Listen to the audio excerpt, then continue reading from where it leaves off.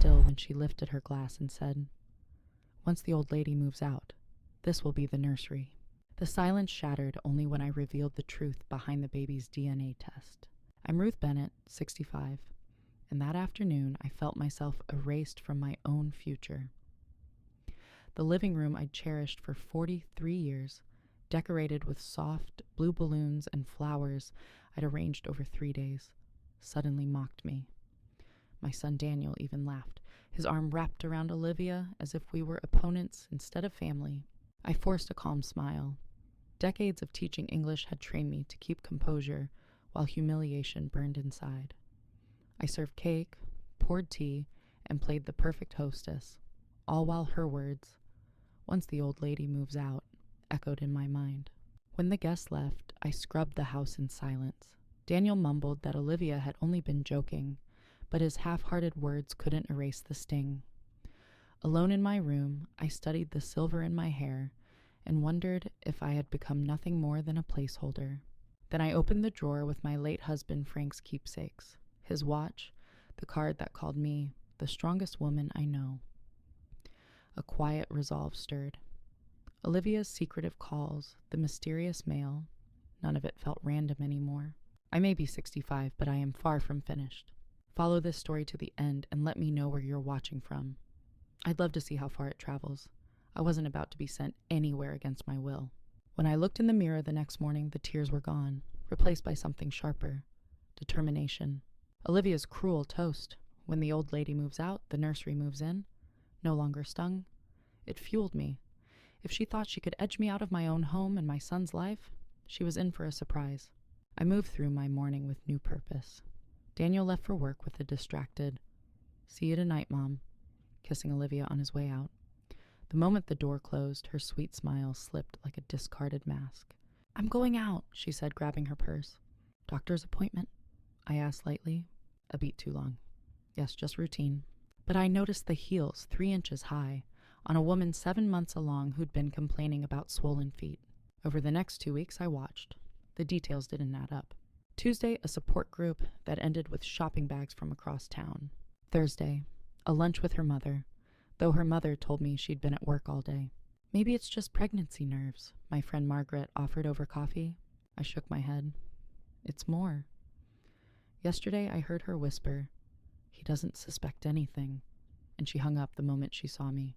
That afternoon, an envelope arrived, Olivia's name on the front, a law firm's name I didn't recognize. She snatched it from the table, eyes a little too wide. Later, while they watched TV, I slipped upstairs. Their room, formerly my guest room, was spotless except for a nightstand drawer. Inside, prenatal vitamins, hand cream, and a small black address book. One name appeared again and again, Jason K. Heart pounding, I returned everything exactly as I'd found it. On my computer, I opened the Facebook account Daniel had set up for me years ago. Searching Jason K., I found him. Jason Keller. Handsome, mid-30s. And there she was beside him in photo after photo. 2 years back, 18 months back, 8 months back, right around the time she announced her pregnancy. My fingers trembled as I closed the laptop. Olivia had only been with Daniel a year and a half. The timelines overlapped. The next morning, I waited until she left for yet another appointment before calling my son at work. "Mom, is everything okay?" he asked. I took a steady breath. "Daniel, we need to talk." Daniel's voice held a trace of worry. "Everything's fine," I said, steadying my tone. "I just have a question. Does Olivia ever mention someone named Jason Keller?" A pause stretched across the line. "Her ex," he finally answered. "Why?" "She mentioned him once." I was curious. "They dated a long time before we met," he said, his voice sharpening. "That's ancient history, Mom." "Please don't stir things up. Olivia's carrying our baby. Be supportive." After we hung up, I sat at the kitchen table, turning my wedding band the way I always did when troubled. "Ancient history," Daniel had said. But what if it wasn't? Later in the basement, I sifted through old photographs and found one of Frank and me when I was expecting Daniel, his hand resting protectively on my stomach, his smile full of love. "What would you do, Frank?" I whispered to the quiet room. My phone buzzed with a text from an unknown number. "Mrs. Bennett, this is Carla from Dr. Lowe's office. confirming Olivia's appointment tomorrow at 2 p.m. Dr. Lowe? Olivia's doctor was Dr. Patel. I'd been with her only last month. My suspicions hardened. The next afternoon, I parked across from the medical building, heart pounding. This wasn't snooping, I told myself. This was protecting my son. At 1:45 sharp, Olivia's red SUV pulled in. She stepped out wearing oversized sunglasses and a scarf despite the mild weather, scanning the lot before heading inside. In the lobby directory, Edward Lowe was listed not as a physician, but as a family law attorney. A cold knot formed in my stomach. I waited 30 minutes, then approached the receptionist. "I'm Ruth Bennett," I said calmly. "I'm meeting Olivia Bennett. Did she arrive?" "Yes, she's with Mr. Lowe now," the receptionist replied. "Third floor, suite 308. I thanked her and took the elevator. Through the frosted glass of suite 308, two silhouettes came into focus. A man in a suit and a woman whose profile I knew all too well. Olivia. Then the elevator doors opened again. My breath caught. Jason Keller stepped out, unmistakable from the photos I'd seen online. He walked straight into the attorney's office. The puzzle pieces locked into place, each more unsettling than the last. That evening, as Daniel and Olivia discussed nursery colors, I barely touched my dinner. The cheerful conversation felt like a stage play I was forced to watch. "You're quiet tonight, Mom," Daniel said, finally noticing. I forced a small smile. "Just tired." Olivia yawned theatrically, patting her stomach. "I know the feeling. Growing a human is exhausting. I'm heading to bed." As soon as she left the room, Daniel leaned closer. "Mom, is everything okay?" "You've been acting strange lately," Daniel said, studying me. For a heartbeat, I nearly told him everything. The fake doctor visit, the meeting with a lawyer, Jason Keller's sudden appearance. But the words wouldn't come. I needed more proof before shattering my son's marriage. "I'm fine," I said instead. "Just old lady worries."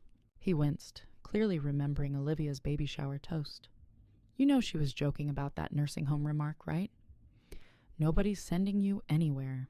I searched the face of the boy I'd raised alone after Frank died, now a man who felt like a stranger. "And if she wasn't joking?" I asked softly. Daniel sighed. "Mom, Olivia loves this house. She just thinks it's the perfect place to raise our baby. That doesn't mean we want you gone, doesn't it?" I whispered. Before he could answer, his phone chimed. "Work emergency," he said, squeezing my shoulder before stepping away. I watched him leave, doubt gnawing at me. Was I imagining all of it? Was I turning one cruel comment into a conspiracy?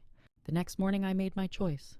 I called the one person I trusted completely, Catherine Sullivan Investigations.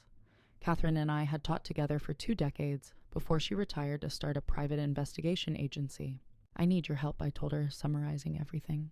2 days later, we met in a quiet cafe. Catherine slid a manila envelope across the table, her expression grave. "You were right to be suspicious," she said. "Olivia has been meeting Jason Keller for months. They were seen at a hotel last week, and that law firm specializes in custody and paternity cases." My hands trembled as I opened the envelope. Inside were photographs, Olivia and Jason entering a hotel, holding hands in a park, embracing outside the lawyer's office. The most recent was just 3 days old. "There's more," Catherine continued gently. "Olivia has been moving money from Daniel's accounts into one only she controls. She's also been asking about the market value of this house." "My house?" I whispered. "There's even a draft agreement," Catherine said, "where Jason signs away parental rights for a large payout." The truth landed like a punch. The baby wasn't Daniel's. Olivia planned to keep Jason close while using my son for financial security, and my home was part of the plan. "What will you do?" Catherine asked. I tucked the photos back into the envelope, my mind already racing. "I need one more piece of proof," I said. "I'll wait until after the baby is born." Driving home, I replayed Olivia's smug toast, "When the old lady moves out," and finally understood its meaning. When I arrived, Olivia was in what used to be Frank's office, directing Daniel as he assembled a crib. "This room is too small," she said. "If we converted your mom's bedroom—" "We've talked about this, Liv," Daniel interrupted. "That's Mom's room." "For now," she murmured, unaware I stood in the doorway. I stepped back quietly, clutching Catherine's envelope to my chest. Now I saw the full picture. This wasn't just a careless remark. It was a calculated plan to take everything.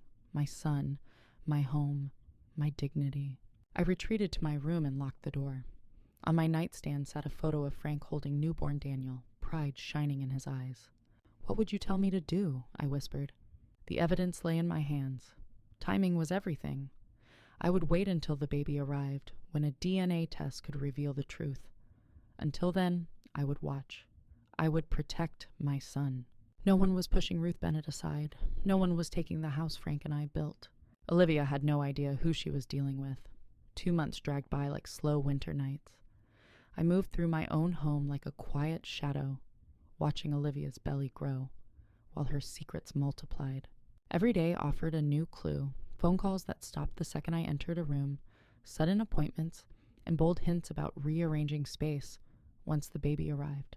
Daniel stayed oblivious, working longer hours after his promotion to senior account manager. Olivia toasted his success with expensive champagne. She drank sparkling cider, of course, making a show of sacrificing for the baby. My son was building a future on shifting sand, and only I could see it. Over coffee, Margaret finally asked the question I'd been dodging. "What will you do when you tell him?" "If I'm right," I said, "everything changes. If I'm wrong," the words trailed off. "You're not wrong," she said firmly. "Catherine's evidence is solid. The real question is what comes next." Next came sooner than I expected. 2 weeks before the due date, Olivia went into labor. Daniel called, voice trembling with excitement. "Mom, it's happening." "We're at Memorial. Can you bring the hospital bag?" As I grabbed it, a small cosmetic pouch tumbled out. Inside, prenatal vitamins, lip balm, and a folded legal document. My breath caught. Another draft agreement, Jason Keller's signature at the bottom, updated with financial terms and a clause on visitation. The final piece clicked into place. At the hospital, Daniel paced the hallway, pale and glowing all at once. "How is she?" I asked, handing him the bag. "Progressing fast. I'm going to be a dad, Mommy." My heart ached for him. Hours later, amid beeping monitors and bustling nurses, Olivia delivered a 7-pound, 8-ounce baby boy. Daniel wept as he cradled the child he believed to be his own. "We're naming him Frank," he said softly. "After Dad." The knife twisted deeper. My husband's name, wrapped around a lie. I held the baby, perfect, delicate, innocent. Olivia's nose and mouth, but the eyes. I'd seen them before in Jason Keller's photos.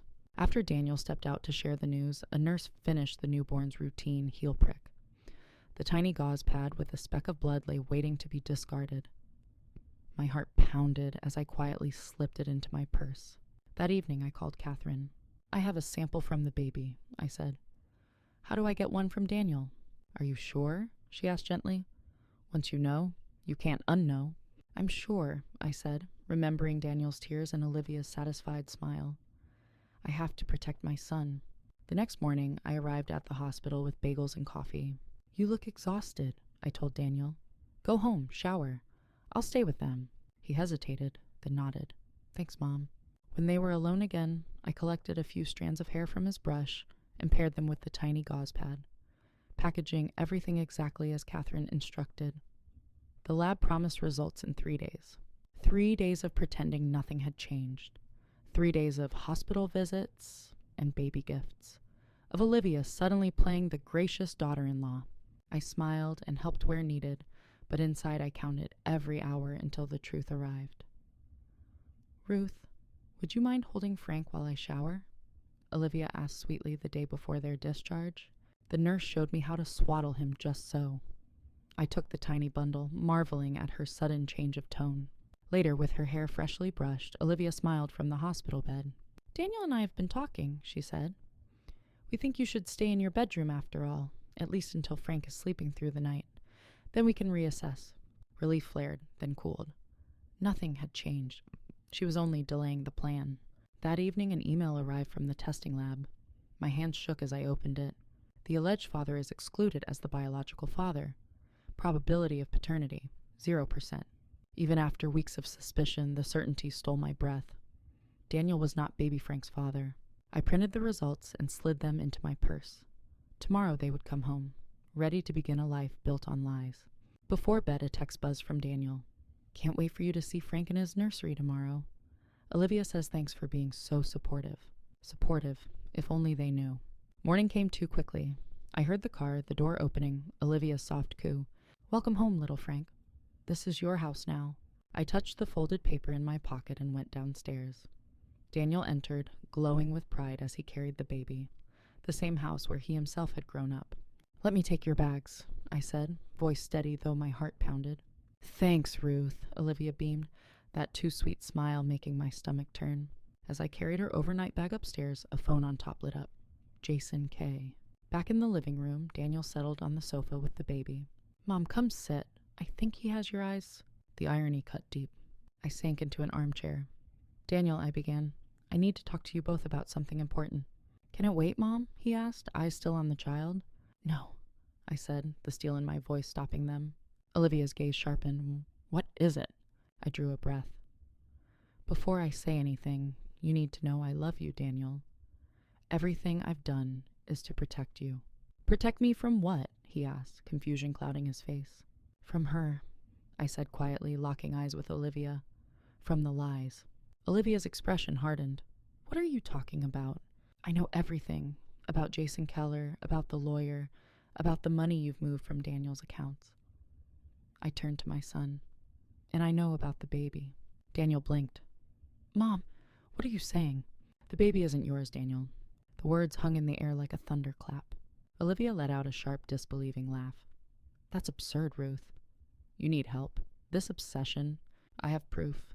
I pulled the folded lab report from my pocket and placed it on the coffee table, the paper heavy with truth.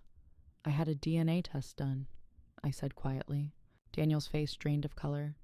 You... what? He stood abruptly, cradling the baby closer.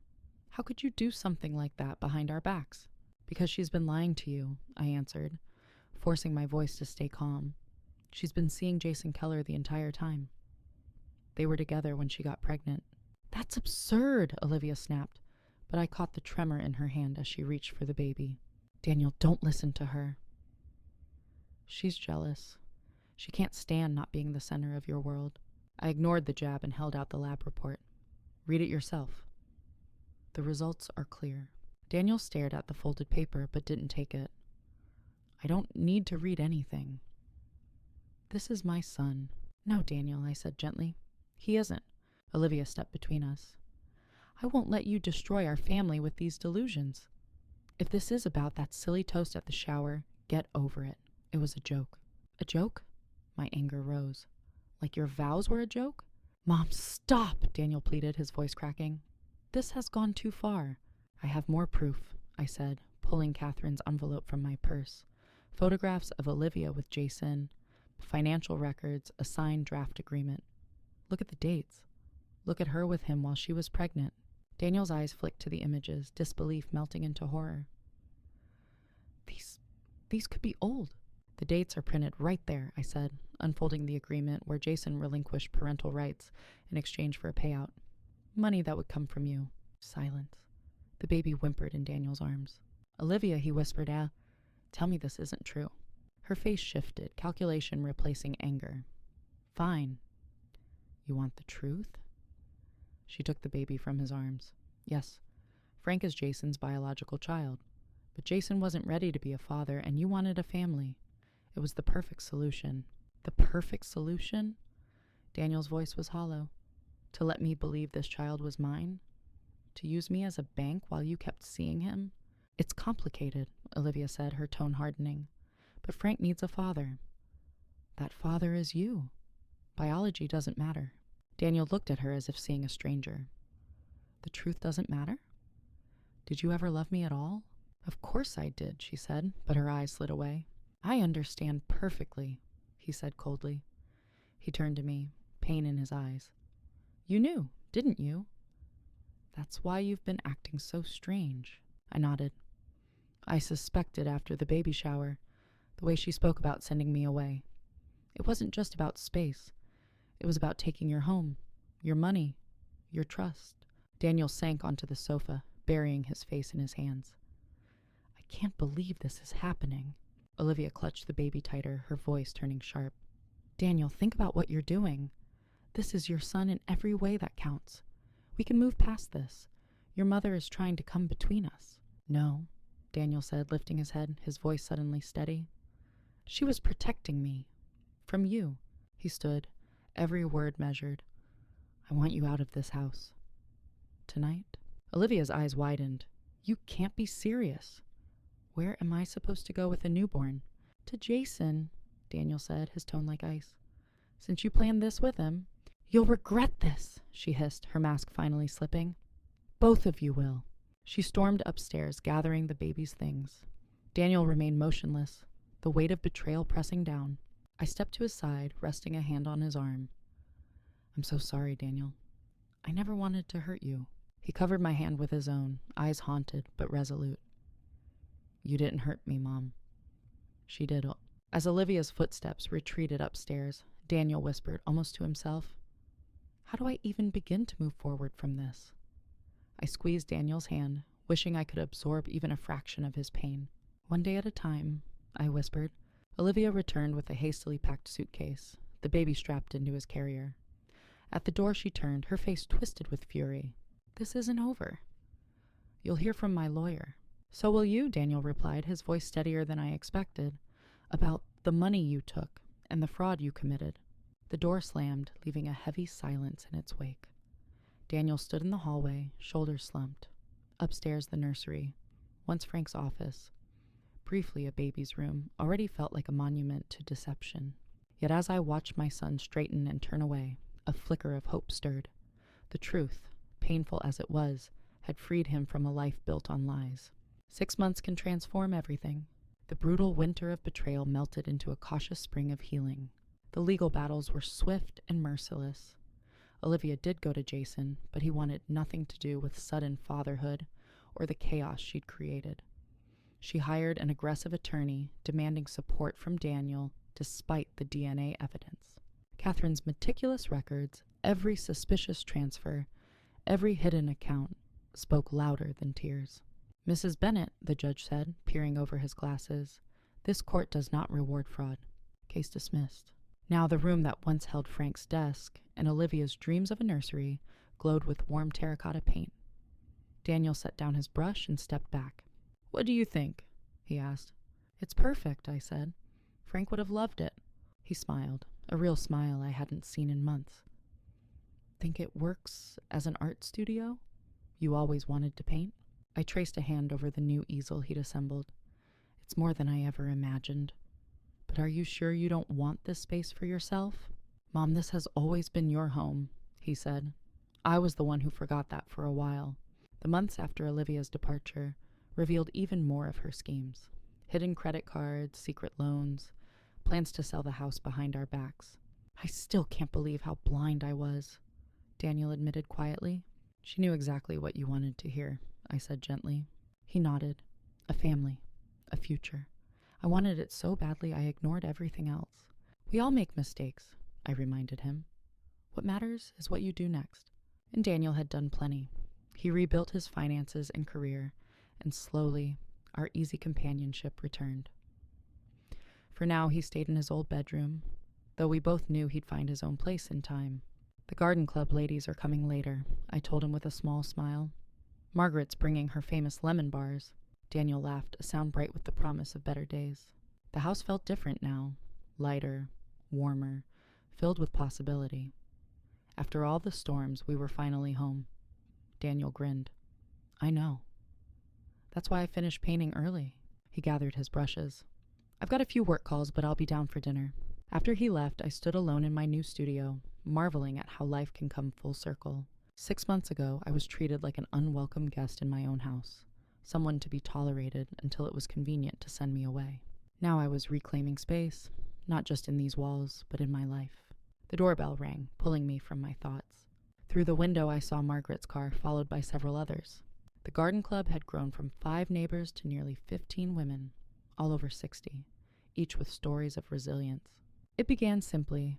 After word of Olivia's deception spread, women started stopping by with casseroles, coffee, and quiet confessions. Many had their own tales, controlling partners, dismissive children, years of feeling invisible. We've been unseen for too long, Elaine had declared at one of our first gatherings. At 72, she'd left a decades-long marriage after discovering her husband had been undermining her memory while carrying on with someone else. It's time we take up space again. The sentiment lit a spark in all of us. Our club became more than talk of perennials and pruning. It was a place to reclaim our homes, our independence, and ourselves. I opened the door to find Margaret holding her famous lemon bars, flanked by Elaine and our newest member, Barbara, a retired judge who'd taken a keen interest in our rights as older women. "Ruth," Margaret said, embracing me. "The others are right behind us. Elaine brought those garden catalogs you wanted." Soon the house filled with laughter and the comforting scent of tea.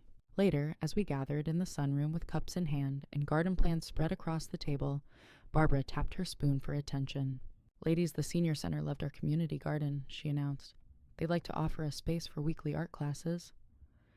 "And, Ruth," she turned to me with a knowing smile, "we're hoping you might lead the beginner painting sessions.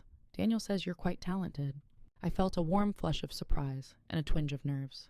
"I haven't painted seriously in decades," I protested. Elaine waved me off.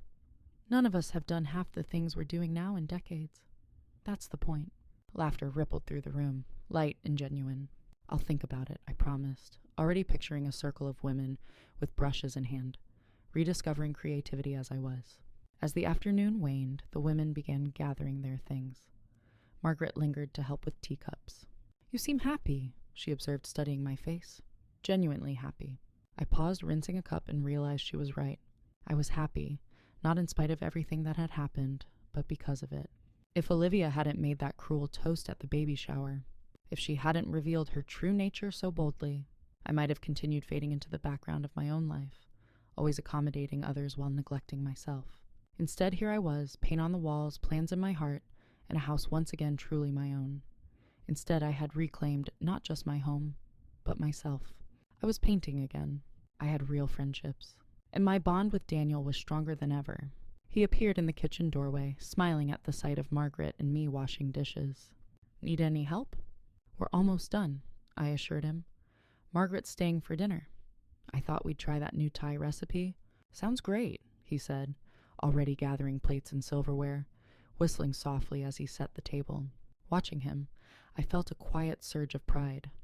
Olivia had nearly broken him, but in surviving her betrayal, he discovered his own resilience. After Margaret left and the kitchen was cleared, Daniel and I settled on the back porch, fireflies flickering in the dusk. Frank and I had spent countless evenings just like this, dreaming about the future. "I enrolled in that business course," Daniel said, breaking the easy silence. "The one that will let me start my own agency." "That's wonderful," I said, genuinely pleased. He hesitated, then added, "And I've been seeing someone. Just coffee so far. She's grounded. Real." "I'd like to meet her," I said. "When you're ready," he nodded. "I'm taking it slow this time. Really getting to know her." He turned toward me, a faint smile playing on his lips. "And I promise, Mom, if anyone ever proposes a toast about sending you to a nursing home, I'll be the first to show them the door." I laughed, surprised that the memory of that cruel moment no longer had the power to hurt me. "I'll hold you to that," I said. Night settled gently around us. I thought about the long journey from that baby shower, the pain, the betrayal, the rebuilding, and how every step had led to this calm, luminous evening. Olivia had tried to diminish me, to erase me from my own life. Instead, she had given me the push I needed to reclaim my voice, my space, my joy. At 65, I was far from being tucked away or forgotten. I was just beginning a new chapter filled with art, friendship, purpose, and light. "Look," Daniel said, pointing upward as the first stars emerged. "Remember how Dad used to name the constellations?" "I remember," I whispered. In that moment, I felt Frank's presence as surely as the cool night air, approving, steadfast, and proud of all that had unfolded and all that was still to come. The last light of day faded, but I no longer feared the darkness. Tomorrow promised new beginnings. My first painting in decades, more garden plans with friends, perhaps even saying yes to teaching at the senior center. Olivia's cruel toast hadn't defined me. Ironically, it had freed me into a life richer, braver, and more fully my own than I'd ever imagined.